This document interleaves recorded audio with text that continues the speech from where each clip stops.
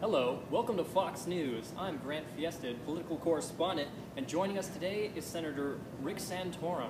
Thanks for being us here today, Rick. Thanks so much for having me. Yeah, no problem. Today we're going to be discussing some of his plans for the future of America and the upcoming presidential election. So the first question I want to ask you about is, your major focus is on the traditional American family, and your Made in America plan kind of focused on this. What are some of the ways that this plan is going to help the American family? Well, what this plan really is trying to do is to bring jobs back to the domestic market. Okay.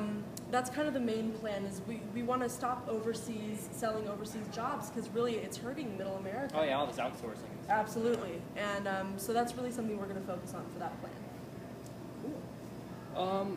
One of the things that you stress is getting people to rely on each other more. Americans are too reliant on government programs. How do you propose that we create more reliance on one another?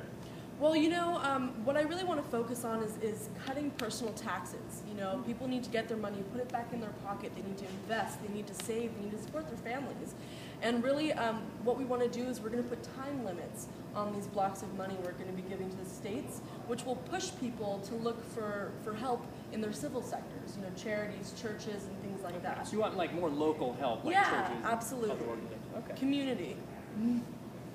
One of your focuses is on education and education reform, and your academic freedom plan, it addresses some of the issues in the current system. So what are some of these issues that it really addresses? Well, the biggest issue right now is there's no accountability for where this money's going. We're getting all this, federal funding, and it's going to these schools, and yet we still see, terrible inequality in things, like poor areas and whatnot. So we really want to create accountability for this money that we're giving. Okay.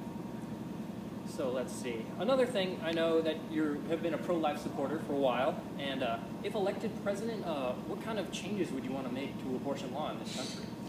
Well, obviously, as a Catholic, as a devout Catholic, it makes me sick that we're federally